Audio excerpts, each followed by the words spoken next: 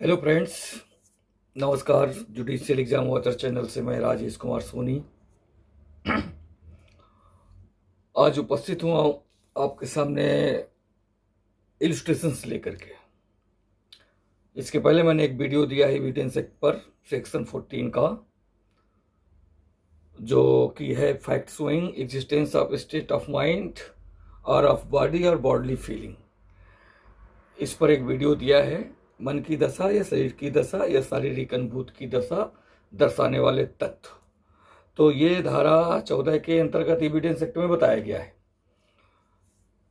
तो आज हम धारा 14 के अंदर जितने भी इलस्ट्रेशंस दिए गए हैं, ए से लगा करके पी तक इलस्ट्रेशंस दिए गए हैं जो अलग अलग स्टेट ऑफ माइंड पर हैं, तो उस पर आज हम चर्चा करेंगे। यहाँ पर कुछ बहुत इंपॉर्टेंट इलस्ट्रेशंस जो कि लास्ट ईयर्स में पूछे गए हैं, अगेन एंड अगेन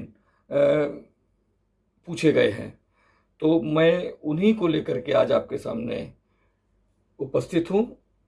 और ये इलस्ट्रेशंस से हम ये क्लियर करेंगे कि जो स्टेट ऑफ माइंड होती है उसको हम कैसे, वो फैक्ट होते हैं, कब वो किस टाइप के फैक्ट रिलेवेंट होंगे और किस टाइप के फैक्ट रिलेवेंट नहीं होंगे। तो मैं इन ब्रीफ ये बताता चलूँ कि सेक्शन 14 के 2 पार्ट्स हैं। एक एक पार्ट बताता है स्टेट ऑफ माइंड को और दूसरा पार्ट बताता है स्टेट ऑफ बॉडी को या फिर बॉडली फीलिंग को बताता है। तो आज हम जो ये इलस्ट्रेशंस लेंगे वो स्टेट ऑफ माइंड को लेकर के हैं। और स्टेट ऑफ माइंड में मैं शॉर्ट में बता देता हूँ कि इंटेंशन आता है, नॉलेज आता है, नेग्लिजेंस आता है, रैशनेस आता है, गुड फेथ आता है, गुड विल आती है और इल विल आती है। इतने सारे सेक्शन 14 के अंदर ये काउंट कराया गया है कि ये स्टेट ऑफ माइंड हैं जो सेक्शन 14 के अंदर हमें पढ़ने को मिलते हैं, वो सारे ये हैं। और इन्हीं को लेकर के ही इलस्ट्रेशंस भी दिए गए हैं अलग अलग। तो हम लेते हैं पहला इलस्ट्रेशन।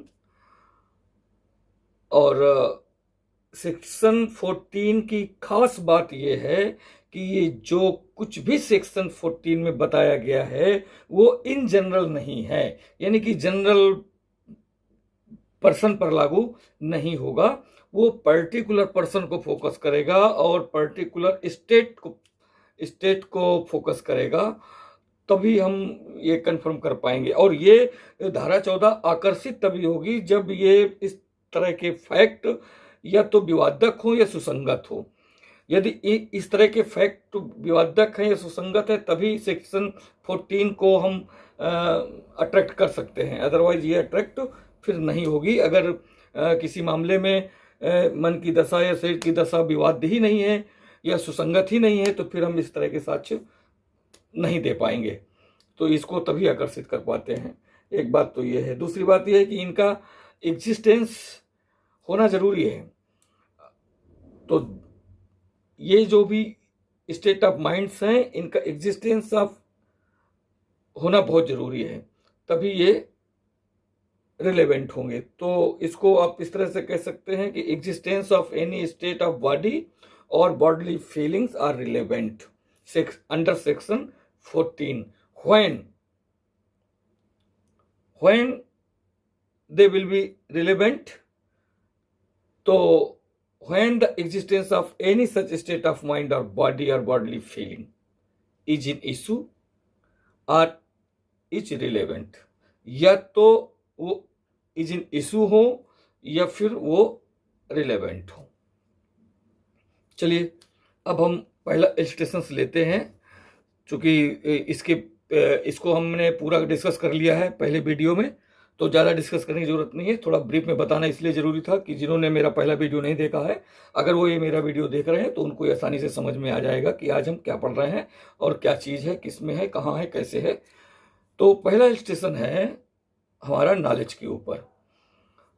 नॉलेज के ऊपर जो पहला इलस्ट्रेशन है एविडेंस एक्ट में वो है कि A is accused of receiving stolen goods, knowing them to be stolen।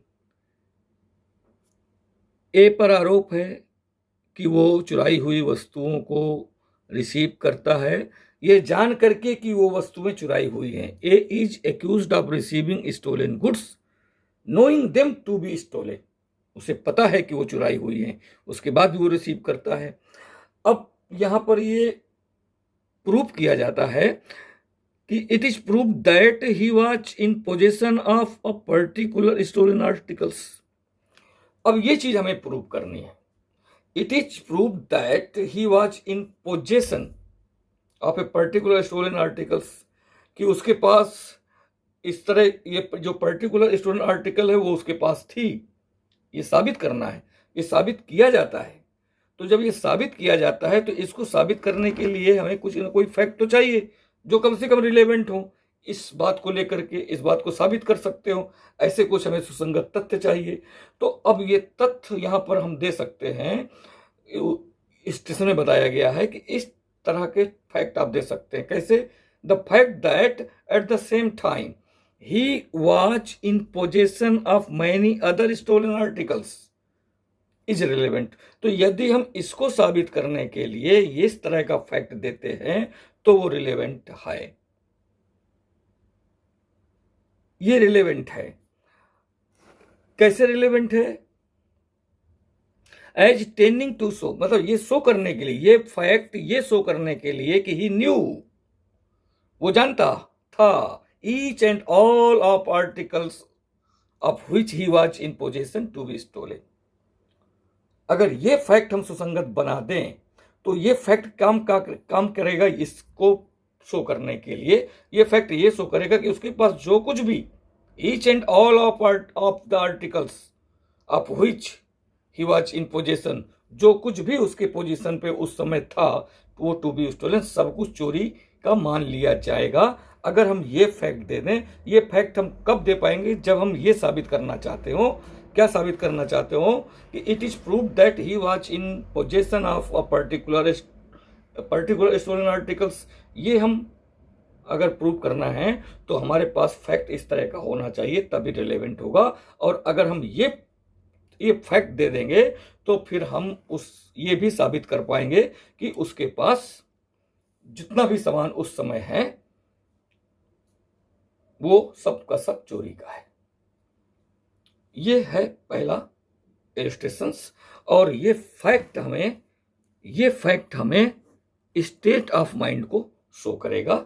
क्योंकि ये चीज अगर हम शो कर ले जाते, ये रिलेवेंट कर ले जाते हैं तो ये चीज शो हो जाएगी। और अगर ये चीज शो हो जाएगी तो ये स्टेट ऑफ माइंड के अंतर्गत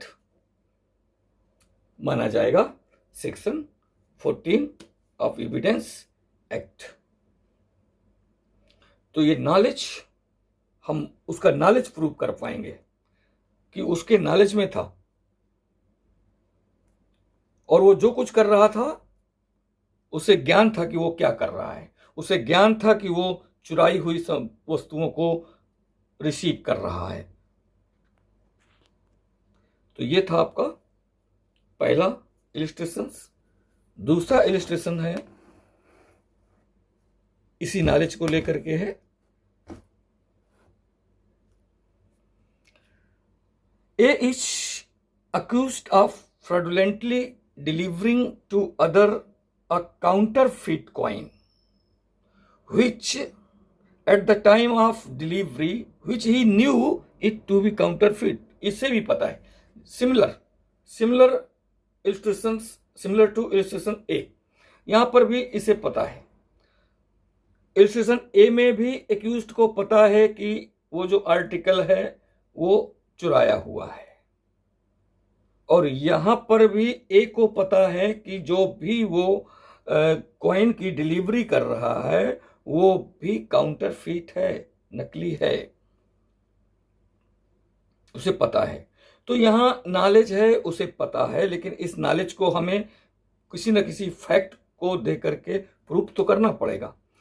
तो इस इलस्ट्रेशन में बताया गया है कि if he is found of other counterfeit coins in his possession, यदि उसके पास और अन्य काउंटरफिट कॉइन्स पाए जाते हैं, देन तब हम उसके स्टेट ऑफ माइंड को शो कर पाएंगे। This shows state of mind of A. तो अगर और भी पाए जाते हैं तो फिर ये स्टेट ऑफ माइंड शो करेगा कि उसके पास काम ही यही था, काउंटरफिट सिक्के की डिलीवरी का ही काम था, इधर से उधर पहुंचाने का काम था। ये हम शो कर पाएंगे। तो यहां पर इलस्ट्रेशन बी में ये बताया गया है कि अगर हम केवल उसके पोजीशन में ही ये चीजें दिखा दें तो फिर हम ये चीज सुसंगत कर पाएंगे स्टेट ऑफ माइंड को कि उसके पोजीशन में और भी ये चीजें हैं जो कि उसका काम ही है। और सेक्शन 14 में दो एक्सप्लेनेशन भी हैं। पहला एक्सप्लेनेशन जो है वो स्टेट ऑफ माइंड के बारे में बताता है कि स्टेट ऑफ माइंड के संबंध में जो भी प्रश्न या विवादक होंगे वो विवादक समान रूप से नहीं होंगे, बल्कि जिस विशिष्ट विषय के संदर्भ में वो दर्शित करना है उन्हीं के संबंध में ही होंगे।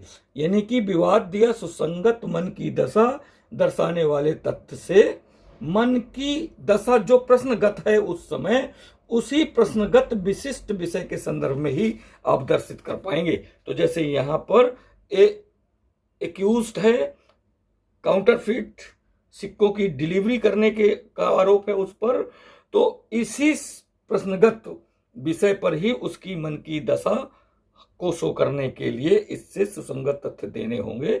और जो एक्सप्लेनेशन 2 कहता है, तो 2 बड़ा इंपॉर्टेंट है। यहां पर सेक्शन इलस्ट्रेशन बी में 2 वाला एक्सप्लेनेशन लगेगा।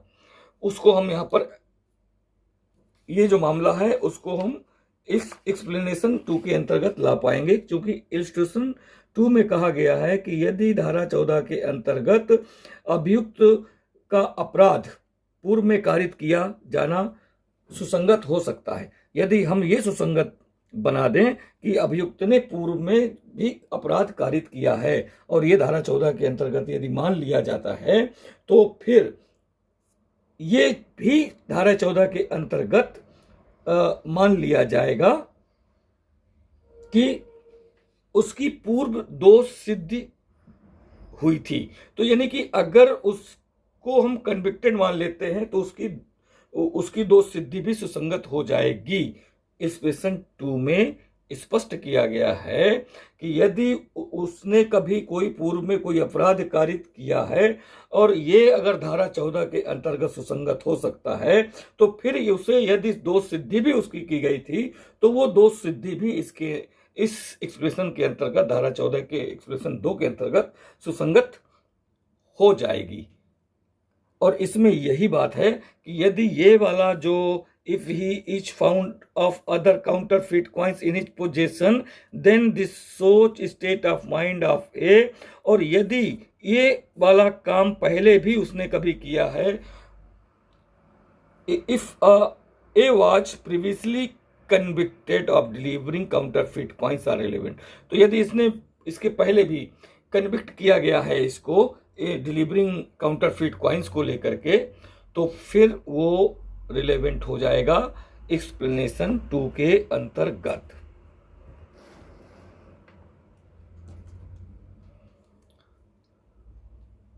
तो ये इलस्ट्रेशन बी था। इसमें अगर हम प्रीवियसली कन्विक्टेड या प्रीवियस कन्विक्शन को धारा 14 के अंतर्गत ले आते हैं तो फिर ये सुसंगत हो जाता है, अगर हम उसका स्टेट ऑफ माइंड शो कर पाते हैं। तो इस तरह से ये इलस्ट्रेशन बी था। नॉलेज को लेकर के मैं बता दूं, नॉलेज को लेकर के इलस्ट्रेशन 4 इलस्ट्रेशंस दिए गए हैं सेक्शन 14 में, A, B, C और D। यहाँ पर मैंने A और B ही लिया है क्योंकि ए और बी ही बहुत बार पूछे गए हैं एग्जाम में, बहुत बार पूछे गए हैं। तो जितनी बार जो मैक्सिमम बार पूछा गया है उसी को ही मैंने इसमें वीडियो में शामिल किया है।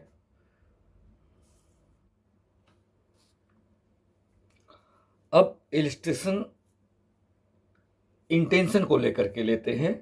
तो इलिस्ट्रेशन ओ एविडेंस एक्ट में सेक्शन 14 का इलिस्ट्रेशन ओ इंटेंशन को लेकर के है। इंटेंशन भी स्टेट ऑफ माइंड है और इलिस्ट्रेशन ओ इंटेंशन को क्लियर करता है कि कैसे फैक्ट से हम इंटेंशन को शो कर सकते हैं और इसके लिए कब कोई फैक्ट रिलेवेंट होगा, कब कोई फैक्ट रिलेवेंट नहीं होगा, या किस तरह का फैक्ट रिलेवेंट हो सकता है और किस तरह का नहीं हो सकता है। इसमें इलिस्ट्रेशन ओ में यह बताया गया है कि A is tried for the murder of B by intentionally shooting him dead.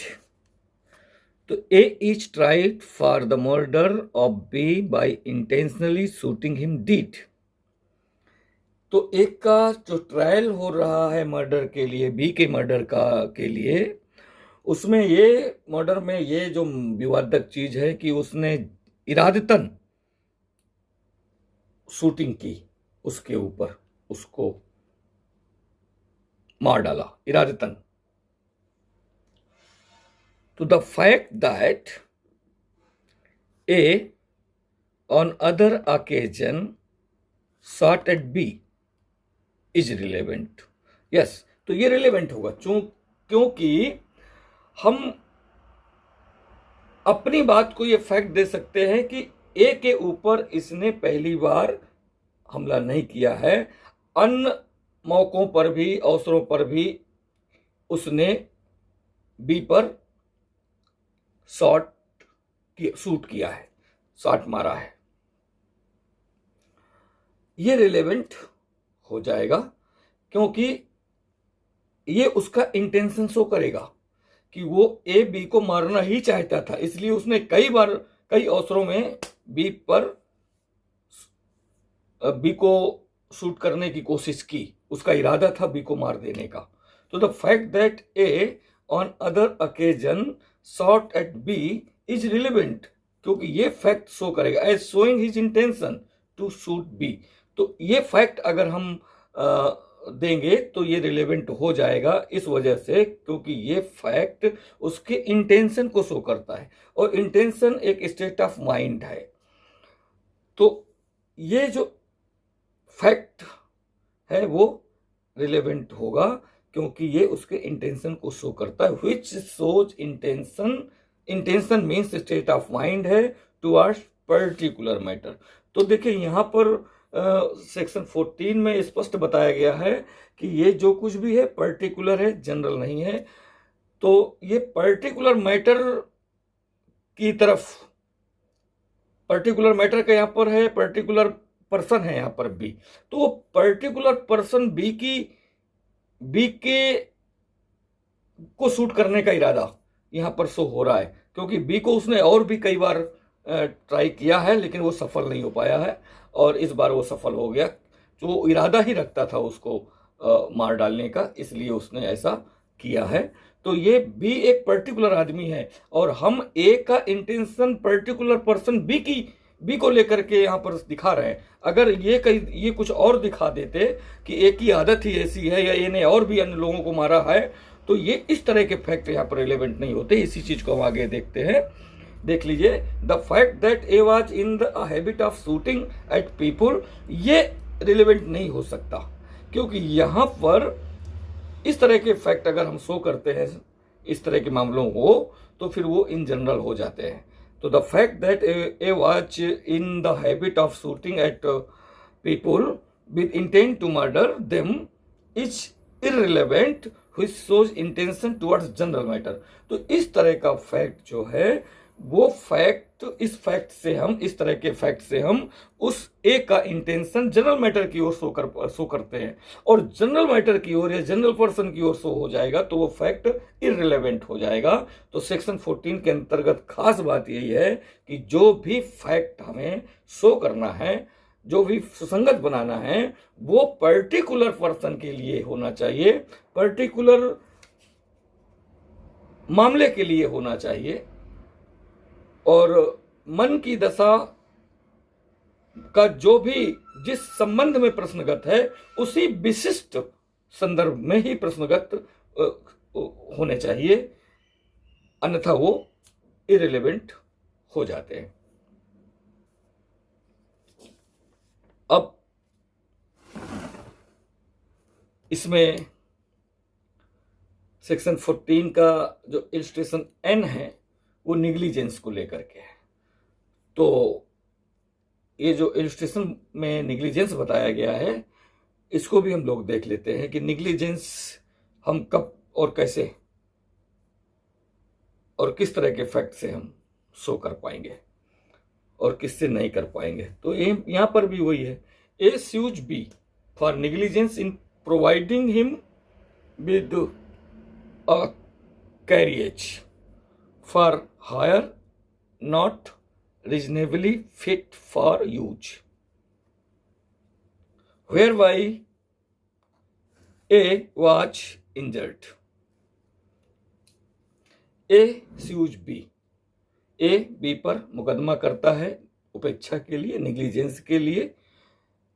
तो negligence in providing him with a carriage for hire, कि उसने जो भी गाड़ी प्रोवाइड करी है किराए की वो नॉट रीजनेबली फिट, वो फिट नहीं थी एकदम से यूज के लिए।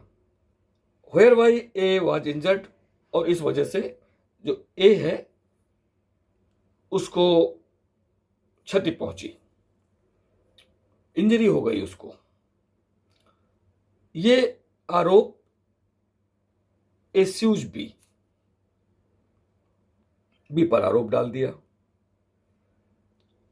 अब यहां पर हमें बी का निग्लिजेंस के संबंध में जानने की कोशिश करनी है कि कैसे वो फैक्ट ला पाएगा और कैसे निग्लिजेंस को हम समझा पाएंगे।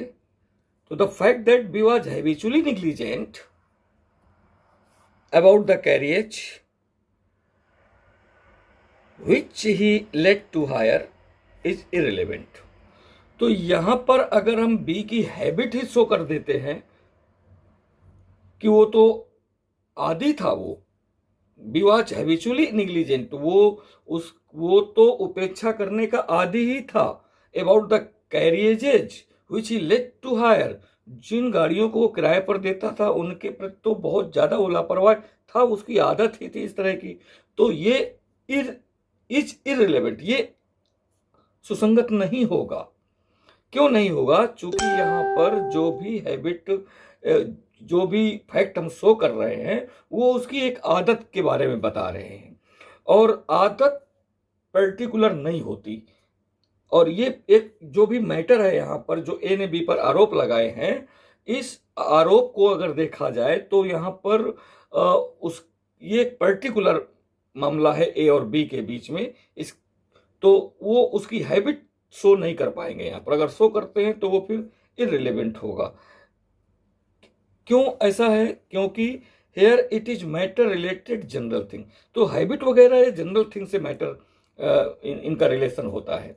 तो इस वजह से हम किसी भी अपराधी की आदत सेक्शन 14 के अंतर्गत तो कम से कम हम रिलेवेंट नहीं कर पाएंगे, क्योंकि वो पर्टिकुलर सेक्शन है, पर्टिकुलर मामले की बात करता है, पर्टिकुलर पर्सन की बात करता है। तो यहां पर यदि हम ये शो कर दें, the fact that B's attention was drawn on other occasion to the defect of that particular carriage, उसी पर्टिकुलर कैरियज को लेकर के, गाड़ी को लेकर के जो बी से ए ने ली थी, यदि इसी गाड़ी को लेकर के बी को अन्य कई अवसरों पर टोका गया है, उसको बताया गया है, अगर ये साबित कर देते हैं तो इज रिलेवेंट। ये क्यों रिलेवेंट हो जाएगी? Because it is related to particular carriage. तो अब ये जो आपका फैक्ट है ये पर्टिकुलर कैरियज से रिलेट हो गया, और यहां पर जो ए और बी के बीच में जो पर्टिकुलर मैटर है, उस पर्टिकुलर मैटर, उस पर्टिकुलर कैरियज को लेकर के हम इस तरह का फैक्ट दे पाएंगे, तो ये तो रिलेवेंट हो जाएगा। लेकिन अगर हम फैक्ट इस तरह का देते हैं कि वो उसकी हैबिट थी, वो तो हैबिचुअल था निग्लिजेंट का, तो ये एक जनरल मैटर हो जाता है, जनरल थिंग हो जाती है, और ये साबित नहीं हो पाता है। तो इस तरह से नेग्लिजेंस को हम समझ पाएंगे सेक्शन 14 के अंतर्गत। सेक्शन 14 के अंतर्गत एक इलिस्ट्रेशन एम है जो एग्जाम में बहुत बार पूछा गया है, तो ये एम को भी हम देख लेते हैं, और ये गुड फेथ को लेकर के है। तो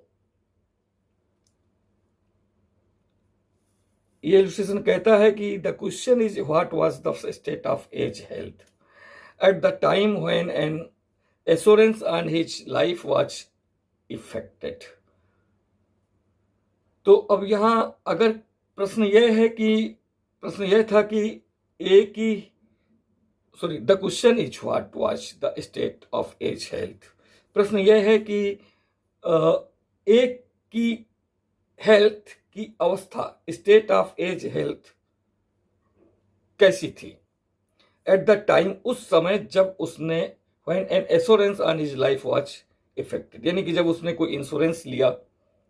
assurance on his life means insurance लिया उसने, इंश्योरेंस को इफेक्ट कराया, उसके आसपास, उसके दौरान उसका स्वास्थ्य कैसा था, ये प्रश्न है। तो इसमें यदि ये एक स्टेटमेंट दिया जाए, statement made by A as to the state of his health, खुद की हेल्थ के बारे में खुद ही वो स्टेटमेंट दिया उसने, eight or near the time, उसी समय पर या उस समय के आसपास जब वो इफेक्ट होनी थी, इफेक्ट में आनी थी इंश्योरेंस पॉलिसी। तो at or near the time in question are relevant fact. तो जब ये इन क्वेश्चन थी, एक ही हेल्थ इन क्वेश्चन थी, अगर उसी समय उसने कुछ ऐसे स्टेटमेंट दिए हैं जो उससे असंगत हैं या सुसंगत हैं, तो वो रिलेवेंट हो जाएंगे। तो अब ये एक मामला है, एक इंग्लिश केस है इस पर। तो उसमें ये था कि एक महिला थी और उसने इंश्योरेंस ले रखा था, उसका स्वास्थ्य बहुत अच्छा नहीं था, और उसने एक इंश्योरेंस कंपनी से इंश्योरेंस ले रखा था। बाद में उसने अपने हेल्थ के स्टेट के बारे में, अपनी कंडीशन के बारे में गलत इन्फॉर्मेशन दी थी। बाद में कंपनी को, इंश्योरेंस कंपनी को किसी तरह से पता चल जाता है कि उसने सही स्टेटमेंट नहीं दिए थे, अपने हेल्थ के बारे में सही जानकारी नहीं दी थी। तो वो इंश्योरेंस कंपनी कोर्ट पहुंच जाती है, और उसमें ये एक इलिस्ट्रेशन उसी से लिया गया है। तो उसमें ये क्वेश्चन इंश्योरेंस कंपनी करती है, और इसके हेल्थ के स्टेट को ही वो विवादक बना लेती है, और कोर्ट में मामला आता है।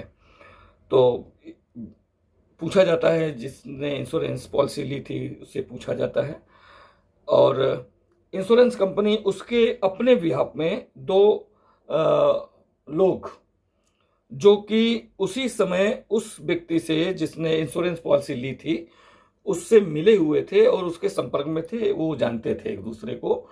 तो उसी समय उसने उन दो लोगों से बताया था कि मेरी कंडीशन बहुत अच्छी नहीं है, मेरा स्वास्थ्य बहुत अच्छा नहीं है, और मेरा कोई ठिकाना नहीं है। इस तरह से उसने कुछ अपने हेल्थ के बारे में, बैड कंडीशन के बारे में, बैड हेल्थ के बारे में स्टेटमेंट दिए थे।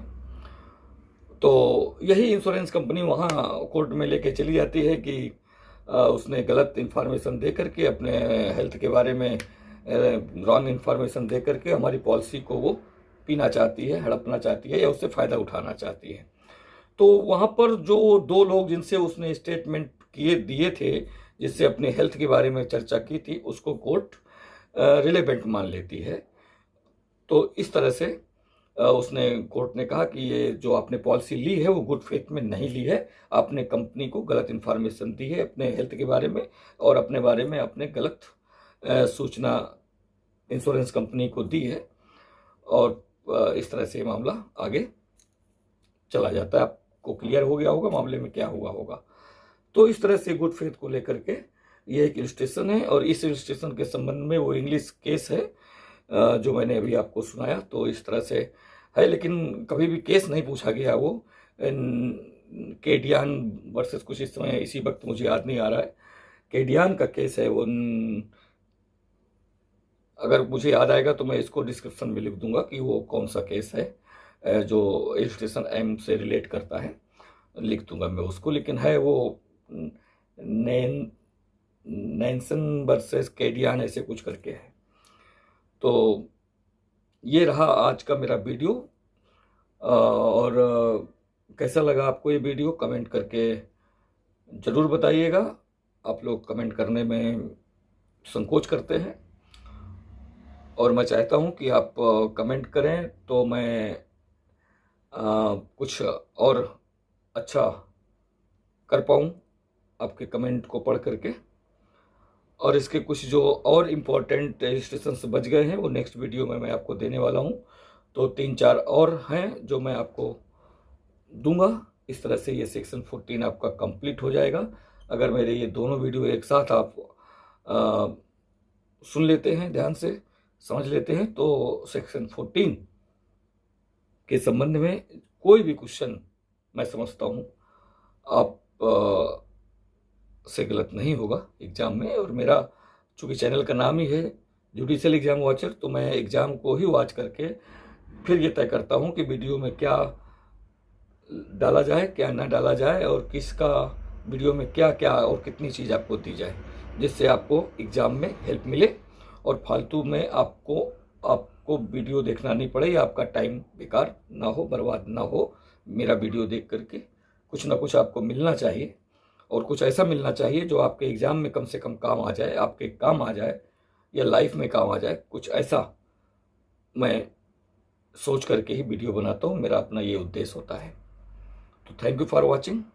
अगर आप मेरे चैनल पे नए हैं तो सब्सक्राइब कर सकते हैं, कमेंट कर सकते हैं, और अगर आपकी कोई क्वेरी है तो आप मुझे ईमेल कर सकते हैं। ईमेल मेरी डिस्क्रिप्शन बॉक्स में आपको मिल जाएगी। Thank you for watching.